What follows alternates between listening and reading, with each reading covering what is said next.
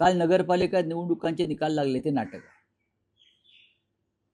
ज्या पद्धतीनं जशी चांगल्या नाटकाची तिकीटं ही तिकीट खिडकीवर संपतात आणि काही नाटकाची तिकीटं मालक स्वतःच विकत घेऊन रिकाम्या थिएटरपुढे नाटकं करतात. म्हणजे आमचा शो हाऊसफुल. कालचा शो हाऊसफुल अजिबात नव्हता. प्रचंड पैसे खर्च करून तिकीटे विकत घेतली गेली, विकत दिली गेली आणि कालचा निकाल हा महाराष्ट्राच्या जनतेला पूर्णपणे माहिती आहे की कशात कोट्यावधी रुपये नगरपालिका नगरपंचायतीसाठी कोणी खर्च केले होते आतापर्यंत. आम्ही तरी पाहिलं.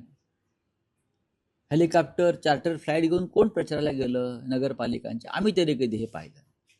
या निवडणुका कार्यकर्त्यांच्या असतात, पण या निवडणुकीमध्ये जुंपली कोणामध्ये तर सत्ताधारी पक्षाच्या 3 गटातच भाजप विरुद्ध शिंदे गट, शिंदे गट विरुद्ध अजित पवार गट, या तिघांनी प्रचंड पैशाची उधळपट्टी केली. कोकण असेल, मराठवाडा असेल, उत्तर महाराष्ट्र असेल, कोट्यावधी रुपये आले कुठून, कसे आले, वाटले गेले, पकडले गेले. काय केलं निवडणूक आयोगानं? हर्षवर्धन सकपाळ प्रदेश काँग्रेसचे अध्यक्ष म्हणतात ते 100% खरं आहे की निवडणूक आयोगानं सत्ताधारी पक्षाला जिंकण्यास मदत केली. या चुकीचं काही नाही. तरीही आम्ही आमचे कार्यकर्ते लढले, आमचे नेते गेले नाहीत, कारण आम्ही वर्षानुवर्ष ही निवडणूक कार्यकर्त्यांवर सोडली. आणि नगरपालिका निवडणुका जिंकल्या म्हणून जर मेंदे म्हणत असतील असली कोण नकली कोण, चिन्ह बाजूला ठेवा चोरलेलं. आमचं चोरलेलं चिन्ह अमित शहानी जे तुम्हाला दिलं आहे दरोडा टाकून, ते बाजूला ठेवा आणि निवडणुकीला उतरा. मग असली कोण नकली कोण याचा फैसला होईल. चोरलेला पक्ष, चोरलेल्या चिन्हावर तुम्ही आजही निवडणुका लढत आहे, लक्षात घ्या. जो धनुष्यबाण महाराष्ट्राच्या कानाकोपऱ्यात घराघरात बाळासाहेबांनी पोचवला, आम्ही सगळ्यांनी पोचवला, तोच चोरून तुम्ही निवडणुका लढताय. तो बाजूला ठेवा. एक निवडणूक तेलंगणामध्ये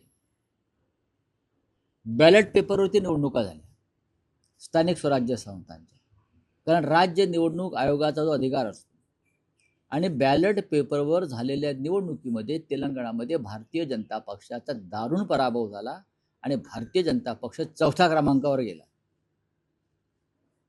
त्याच्यामुळे ईव्हीएमवर संशय तर येणारच.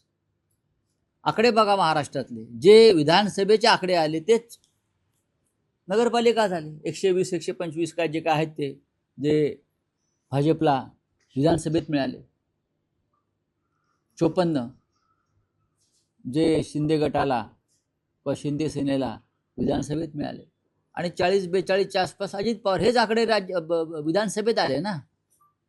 म्हणजे त्याच मशीन वापरल्या का सेटिंग केलेल्या, फिटिंग केलेल्या? तेव्हा तुम्ही विकासाचा विजय, देवाभाऊंचा विजय, असली नकली शिवसेना कोणाला सांगताय? हे आम्हाला सांगू नका. जनता उद्यापासून म्हणायला सुरुवात करेल, आम्ही तर मत नाही दिलं यांना.